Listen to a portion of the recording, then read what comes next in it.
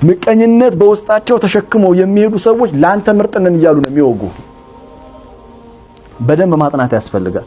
ሰውን ማንበብና ማጥናት ያለብን ይወላችሁ ሰውን ለመጉዳት አይደለም፣ ለሁለት ነገር ነው። በዙሪያችን ያሉ ሰዎችን ማንበብ፣ ማጥናት፣ መረዳት አንደኛ ከነሱ ጋር ሰላማዊ የሆነ ህይወት እንድንኖር ያደርገናል። ሁለተኛ ራሳችንን ከጉዳት እንድንጠብቅ ያደርገናል። ከጉዳት የሚጠብቀን አላህ ነው። ቢያንስ ግን እኛ ሰበቡን ማድረስ እንችላለን። አጠገባችን ተቀምጠው እኛን እያቃጠሉን በዙሪያችን እሳት ለኩሰው እሳቱን እኛ እየሞቅነው ግን እነሱ እንደለቆሱ አናውቅም። ለምን መሰላችሁ? አንዴ እንኳን አይናችንን ገልጠን ሳይኮሎጂካሊ በዙሪያችን ያሉ ሰዎችን ስለማንረዳቸው። ይሄንን ስላችሁ ግን በዙሪያችን ያሉ ሰዎችን እንጠራጠራቸው እያልኩኝ አይደለም። ነው እንደዛ እያልኩ አይደለም። በጣም ጥንቃቄ ያስፈልጋል። አንድ ነገር ልንገራችሁ፣ በማንም ሰው ላይ አትተማሙ። ሁሉም ሰው አዲስ ሰው ሲያገኝ ይለወጣል። አንዳንድ ሰዎች ልክ እንደ ታክሲ ናቸው። በፍቅር ይወስዱና መጨረሻ ላይ ዋጋ ያስከፍሏል። ሰውን አስደስታለሁ ብዬ ያጣሁትና እስካሁንም ያላገኙት ሰው አለ። ሰው ምቀኛው በሱ ስራ የተሰማራ ወይም የሱ ኑሮ አይነት ላይ ያለ ሰው ነው አሉ። የቆንጆ ሴት ምቀኛ ሴቶች ናቸው። እንዴት እሷ ቆንጆ ሆና ይሄን ደረጃ አገኘች ብለው ይቃጠላሉ። ከዛ ደረጃ ዝቅ ብላ ማየት ይመኛሉ። የነጋዴ ምቀኛ ነጋዴ ነው። ሐታ የዓሊሙ ሐሲድ ዓሊም ነው። የሙያተኛ ምቀኛ ሙያተኛ ነው። የተማሪ ተማሪ ነው። ለምንድን ነው እንዲህ የሚሆነው? ሌላ መስክ ላይ የተሰማራው ይሄንኛው አይመለከተኝም አላገኘውም ብሎ ስለሚያስብ ለውድድርም ራሱን አላዘጋጀም።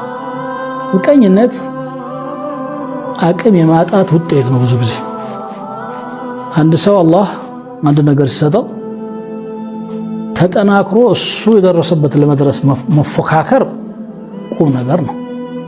ይሄ ውድድር ነው። በተለይ በመልካም ነገር ላይ አላህ ወፊ ذلك فليتنافس المتنافسون ይላል። በዚህማ ነገር ላይ ተሽቀዳዳሚዎች ይሽቀዳደሙ ይላል። ወንድሜ በዚች ምድር ላይ ስትኖር ብዙ ጊዜ ልብህ የሚሰበረው ውስጥህ የሚደማውና ተስፋ የምትቆርጠው ለምን ይመስልሃል? መልሱ ቀላል ነው። ተስፋህንና መመኪያህን በሰዎች ላይ ስለጣልክ ነው። ሰዎችን አትመናቸው ሲባል አትውደዳቸው፣ አትቅረባቸው ወይም መልካም አትሁንላቸው ማለት አይደለም።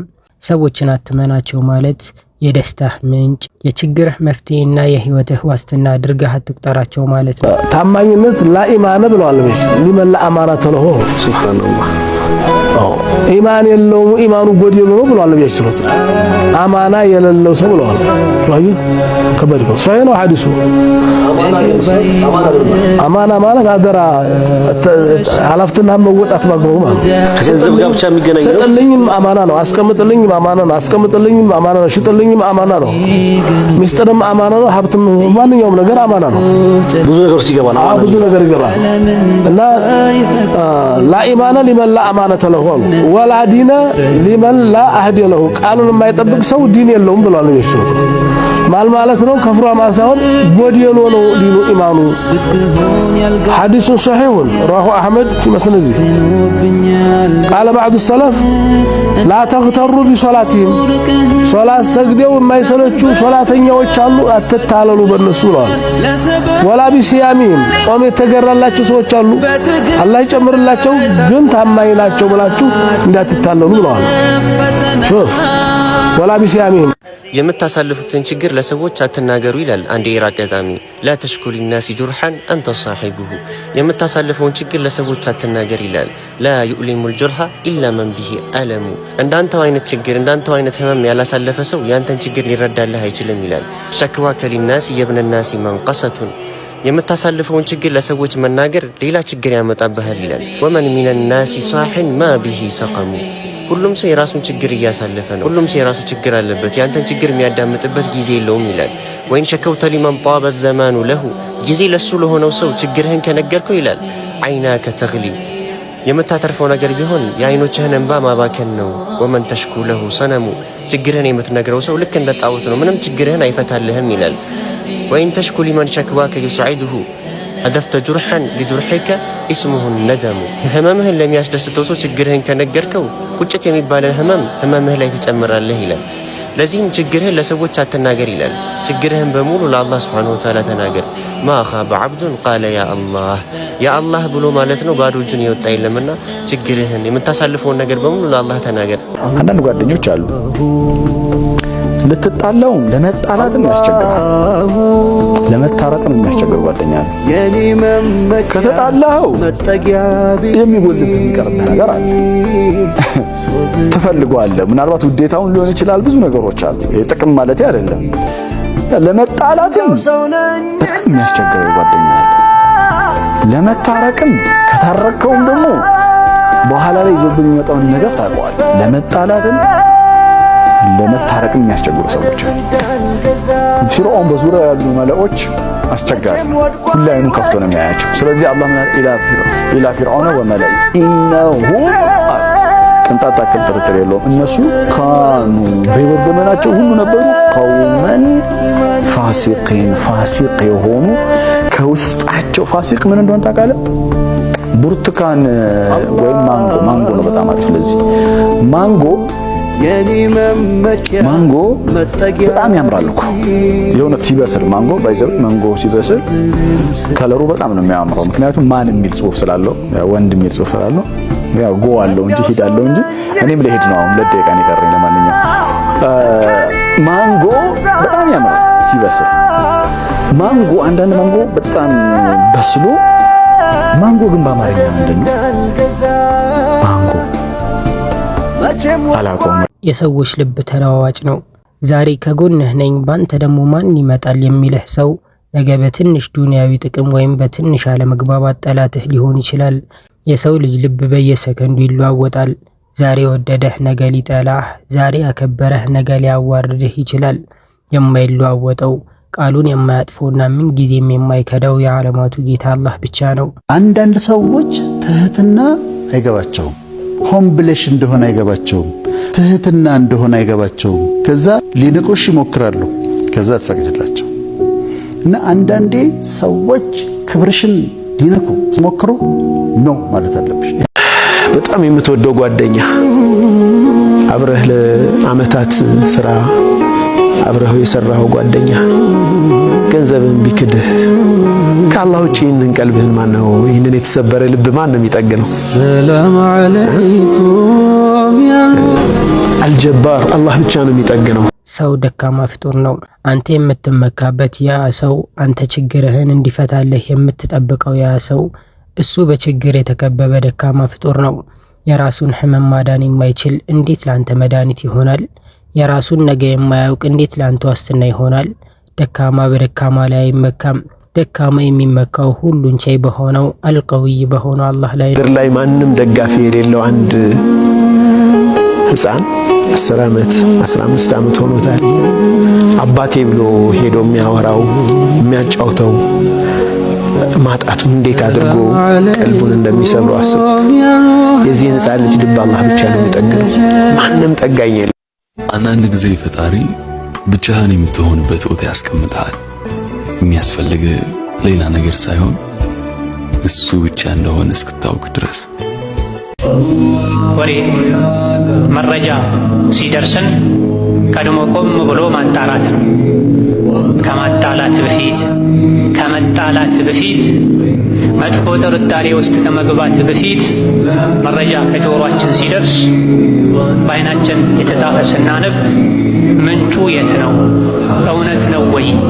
ይሄን እውነት ነው ብዬ በመቀበሌ በማመኔ ምን አገኛለሁ? አላህ ቀናተኛ ነው።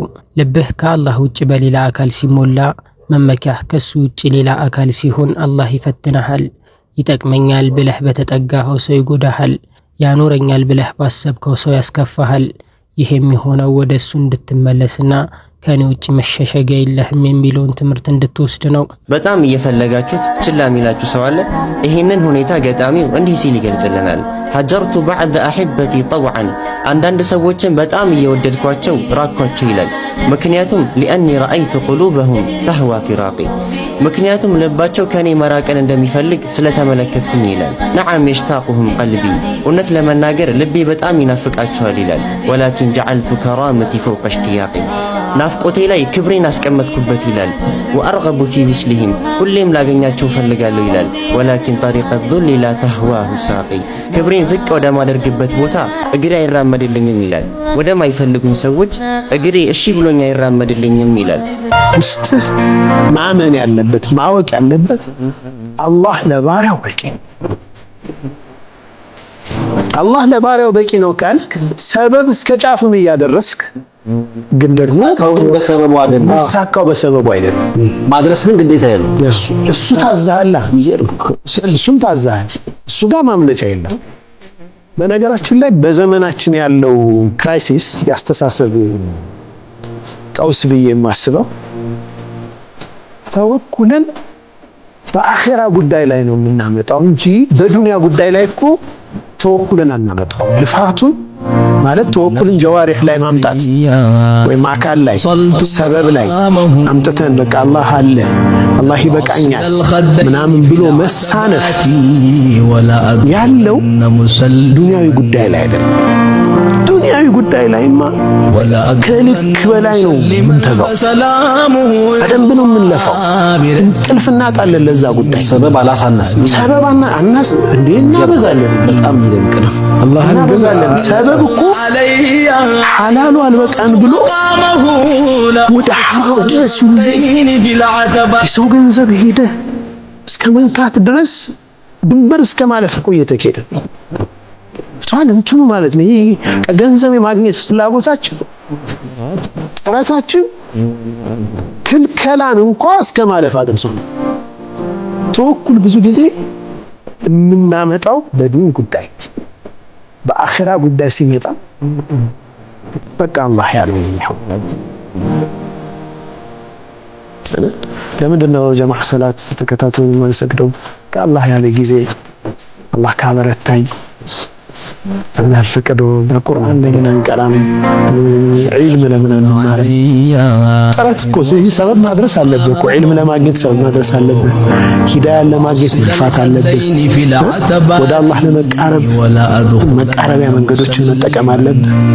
ሰበቦች ማድረስ አለብህ እኮ። ከዛ ግን አላህ ተውፊቅ አላህ የምትመካው አሁንም በሰበብ አይደለም፣ አሁንም በሰላት አይደለም፣ አሁንም በዒባዳ አይደለም የምትመካው በአላህ አላህ Subhanahu Wa Ta'ala ነው እዛ የምትፈልገው እርከን ላይ የሚያደርስህ ማለት ነው። መፍትሄው ምንድነው? ተስፋህን በአላህ ላይ ብቻ አድርግ ወይም ተወኩል ይኖርህ። ሰዎች ፊታቸውን ቢያዞሩብህ፣ ሁሉም በር ቢዘጋብህ የአላህ በር መቼም አይዘጋም። የሰው ልጅ ወደ ጌታው ሲጠጋ ጠብቀኝ ሲለው፣ ምራኝ ሲለው፣ አቃናኝ አስተካክለኝ ሲለው አላህ ተባረከ ወተዓላ ልቡን ያስተካክልለታል፣ ሸይጣን ይርቃል። የሰው ልጅ ይሄን ጥበቃ ከመጠየቅ ሲዘናጋ ደግሞ ሸይጣን ልቡ ላይ ቤቱን ሰርቶ እንደፈለገ ይጨፍርበታል፣ ለሸር ያነሳሳዋል፣ ከኸይር ያዘናጋዋል። ስለዚህ ማንኛውም ልብ ያለው የሰው ልጅ በሙሉ ልቡ ሁለት አይነት ሁኔታዎች ሊገጥሙት ይችላል። ወይም መስተካከል ቀጥ ማለት ወይም ደግሞ መዘናጋትና መጥመም መበላሸት። ይህ እንዳይሆን የአላህ ረሕመት ያስፈልገናል። አደራህን ወዳጄ የሴትን ልጅ ልብ እንዳትሰብር አደራ። ሴት ልጅ ያላት ብቸኛ ነገሯ ልቧ ነው። ያንን ከሰበርከው ወደ ነበረበት አይመለስም። ሕይወቷን፣ ደስታዋን፣ ተስፋዋን፣ ሁሉ ነገሯን ነው የምታሳጣት። ላታገባት ተስፋ አትስጣት። ላታኖራት፣ ላታስደስታት፣ ላትንከባከባት ወደ ቤትህ አታምጣት። ፈኢምሳኩን ቢማዕሩፍን አው ተስሪሑን ቢኢሕሳን በመልካም መያዝ አሊያም በበጎ መለያየት ይላል አላህ ተባረከ ወተዓላ። ልታሰቃያት ልታስለቅሳት ወደ ቤትህ አታምጣት። ወዳጄ ታውቃለህ፣ ሴት ልጅ ካለቀሰችብህ ወደ አላህ ተባረከ ወተዓላ ትከሳሃለች፣ ዱዓን ታደርግብሃለች። ዱንያ አኺራህ እንዳያምር አላህ ጋር ትከሳሃለች። ያኔ ከአላህ ማን ያስጥልሃል? ታዲያ ወዳጄ አደራ የሴትን ልጅ ልብ አደራ። አደራውም የረሱል ሰለላሁ ዐለይሂ ወሰለም ነውና ሴትን ልጅ ተንከባከብ። ከሰው አትጠብቅ። ለሰው መልካም ስትሰራ አላህ ይክፈለኝ ብለህ ስራ እንጂ ይሄ ሰው ውለታ ይመልስልኛል ብለህ አትስራ። ከሰው ምስጋናን ስትጠብቅ ትጎዳለህ፣ ከአላህ ምንዳን ስትጠብቅ ግን ትደሰታለህ። የተሰበረን የሚጠግን ማን ነው? አላህ ነው። የተሰበረን ልብ የሚጠግን፣ ሐዘንን ወደ ደስታ የሚቀይር፣ ድህነትን ወደ ሀብት የሚቀይር ማን ነው? አላህ ነው። ወላሂ ከአላህ ውጭ ማንም የለም። ከጀሃነም የመጨረሻ የሚወጣው እሱ ከወጣ በኋላ ጀሃነም ይቆለፋል፣ ቅጣት ነው፣ የሚወጣ የለም። የመጨረሻም ጀነት የሚገባው ይሄ ሰው እኔ እኮ ይላሉ ረሱል ሰለላሁ ዐለይሂ ወሰለም ይህን ሰው አውቀዋለሁ ይላል። በሲራጥ ላይ ከጀሃነም ወጥቶ ይራመዳል። አንዴ ይራመድና ደክሞታል፣ ስራውም አላስጓዘውም፣ ይወድቃል። አንዲያ ወተስፈሁ النار መራ ከታች የጀሃነም ወላፈን ፊቱን ያገኘዋል፣ ያጠቁረዋል። እንደዛ እየዳኸ የጀሃነም ዳርቻ ላይ ይደርሳል። ከዛም ስቃዩን ያስታውስና ዞር ብሎ ተባረከ الذي ነጃኒኪ ካንቺ ነጃ ያወጣኝ አላህ ረድኤቱ ሰፋ ይላል። ለቀድ አዕጣኒ ላሁ ሸይአን ማ ለም ዩዕጢ አሐደን ሚነ አልአወሊነ ወልአኺሪን ከመጀመሪያው ትውልድም ከመጨረሻውን ያልሰጠውን ጸጋ ሰጥቶኛል ይላል። ከጀሃነም ነፃ ወጣ። ከዛ ጉድ አላህ አወጣ። የተለያዩ የበር ክፍሎች አላት። ለሃ ሰብዓቱ አብዋብ የተለያዩ የሆኑ ዋሻዎች አሏት። እባቡ ዘንዶ ያለበት ተባረከ الذي ነጃኒ ሚንክ ካንቺ ያወጣኝ ጌታ ረድኤቱ ሰፋ ይላል። ዛም ጀሃነም ዳርቻ ላይ ቁጭ ብሎ አላህ ከቅርብ ርቀት የጀነት ዛፍ ያሳየዋል። ስሮቿ ከወርቅ ይሆን፣ መስኩ የሚያምር፣ ወንዞቿ የሚያምር። ከዛ ትንሽ ይቆይና አላህ ወይ ይላል፣ ጥሪ ያቀርባል ይላሉ ነብዩ አለይሂ ሰላቱ ወሰለም። ወደዚህ ዛፍ አስጠጋኝ ይላል። ከጥላዋ ልጠለል ከወንዞቿም ልጠጣ ይላል። አላህ መልስ ይሰጠዋል። አንተ የአደም ልጅ ወይ ሌላ አትጠይቀኝም ይለዋል። በልቅና ይሁንብኝ አልጠይቅህ ይላል። አላህም ወደዚህ ቦታ ይወስደዋል። ይጠጣል፣ ያርፋል፣ ይዝናናል፣ ሁለመናው ይመቸዋል። ትንሽ እንደቆየ ከቅርብ ርቀት አላህ ከመጀመሪያው የምታምር ያሳየዋል። የጀነት ዛፍ፣ መስኩ፣ ወንዙ። ከዛ አላህን እንዴት ይጠይቅ? አልጠይቅም ብሎ ነበር። ከዛም ሶብር ያጣና አላህ ወይ ይላል። የአደም ልጅ ምን ፈለክ? ወደዚህ ዛፍ አስጠጋኝ ይላል። አንተ የአደም ልጅ ወይ አልጠይቅም ብለህ ቅድም አልማልክም ይለዋል። ግዴለም ሌላ አልጠይቅም ወዕዘቲክ በልቅና ይሆንብኝ ይለዋል። አላህም ያስጠጋዋል፣ በምቾት ያሳልፋል። ከዛም ይላሉ ነብዩ አለይሂ ሰላቱ ወሰላም ጀነት በር ላይ ሌላ ዛፍ ያሳየዋል። ከዛ ታገሰ። አላህ እንዴት ይጠይቀው? ቅድም አልጠይቅም ብሎ ምሏል፣ ግን ደግሞ ጓጉቷል። ነብዩ ምን አሉ? ወረብሁ ያዕዚሩ ጌታ አውቆ ይቅር ይለዋል። ምን ነው ትዕግስት የሚያሳጣ ነገር እያየ ነው። ከዛ ትንሽ ይቆዝምና እጁን ያ ረብ ይላል። አላህ ሆይ ወደዚህ ዛፍ አስጠጋኝ ይላል። አንተ የአደም ልጅ ሆይ አልጠይቅም አላልከኝም እንዴ? ከዚህ በኋላ አልጠይቅህም ይለዋል። አላህ ወደዛች አስጠጋዋል። ምቾት ተሰምቶት ድንገት ሲመለከት የጀነቱን ዓለም ያየዋል። ነቢያቶች ሲጓዙ፣ ሷሊሆቹ የጀነት ጎዳና ላይ ሲረማመዱ፣ ሑረል ዐይኖቹ ጋር ሲዘምሩ፣ የጀነት ንፋሶች መጥተው ዛፍ ቅጠሉን ሲያራግቡት የሚወጣ ድምፅ አለ የሚያምር። ያ ተሰምቶ አይታወቅም የተባለለትን ዓለም ያን ውብ ዓለም ያለበት ያንስበታል። አላህ ሆይ ይላል። አሁን ምን ፈለክ ይለዋል። ጀነት አስገባኝ ይለዋል። አላህ የአደም ልጅ ሆይ ይለዋል። አላህ ጥያቄህን ግን የሚቆርጥልህ ነገር ምንድነው ይለዋል። ይችን ዱንያም ያህል እሷንም ተጨማሪ ሁለት አድርጌስ ንግስና ብሰጥህ ይበቃሃል ይለዋል። ነብዩ ምን አሉ እዚህ ቦታ ላይ? ይሄ ባሪያ ጠየቀ፣ አላህ ወይ አንተ የዓለማት ጌታ ሆነ እኔ ጋር እየቀለድክብኝ ነው ይለዋል። አተስተህዚኡ ቢ ነው የሚለው ሐዲስ። ላ ይለዋል አላህ እየቀለድኩብህ አይደለም፣ እኔ ግን በምችለው ነገር ሁሉ ቻይ ነኝ ይለዋል። ይህ ሰው የዱንያን ሁለት እጥፍ ያህል ግዛት ተሰጥቶት የመጨረሻው ሰው ጀነት እንዲገባ ይደረጋል አሉ ነብዩ አለይሂ ሰላቱ ወሰላም። ቁርአናዊ መርህ ያዝ። ነቢዩላህ ያዕቁብ አለይሂ ሰላም በልጆቻቸው በተከዱና ሐዘን በበዛባቸው ሰዓት እንዲህ ነበር ያሉት፣ ብሶቴንና ሐዘኔን የምናገረው ወደ አላህ ብቻ ነው። አንተም ብሶትህን ለሰው ሳይሆን ለጌታህ አቅርብ። የተሻለ ህይወት መኖር ከፈለግ ይሉኝታን አስወግድ። ሰው ምን ይለኛል የሚለው አስተሳሰብ የስንቱን ችሎታ ደብቆ አስቀርቷል።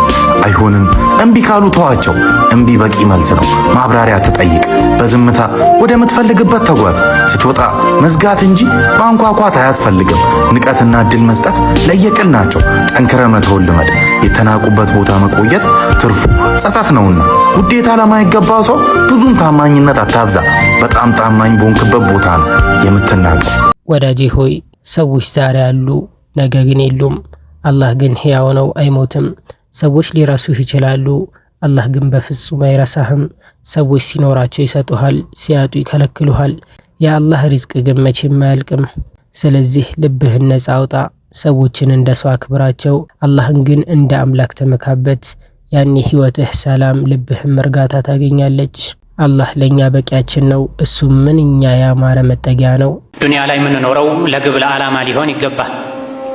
አዋቂ አስተዋይ የገባው ሰው ማለት ወደ ዱንያ ለምን እንደመጣ አውቆ ዓላማውን ለማሳካት ደፋ ቀና እያለ የሚኖር ሰው ነው። የከሰረ የተዋረደ ያልገባው ሞኝ ሰው ማለት ደግሞ ወደ ዱንያ ለምን እንደመጣ የማያውቅ ሰው ነው።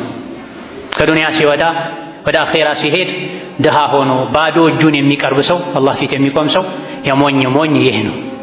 ብልህ አዋቂ አስተዋይ ማለት ደግሞ አኼራ ላይ ሀብታም ለመሆን አላህ ዘንድ ሲቀርብ ንጹህ ሆኖ ለመቅረብ አላህን ለማስደሰት በአላህ ስጦታና ሽልማት ለመደሰት ቀን ከሌሊት ደፋ ቀና የሚል ከዱንያ ሲወጣ ብዙ መልካም ስራን ይዞ አስቀድሞ ሸኝቶ የሚወጣ ሰው። እዚህ ቻናላችን ላይ የምንለቃቸው ቪዲዮዎች ከተመቻችሁ የቴሌግራም ኮሚኒቲ አለን። እዛ ኮሚኒቲ ላይ እዚህ ላይ የማይለቀቁ ቪዲዮዎች እንዲሁም ደግሞ የተለያዩ ቻሌንጆችን እንለቅበታለን። ሊንኩን ኮመንት ላይ አስቀምጥላችኋለሁ፣ ገብታችሁ ፎሎ አድርጉ። ለቻናላችን አዲስ የሆናችሁ ሰዎች ደግሞ ሰብስክራይብ በማድረግ ቤተሰብ ሁኑ።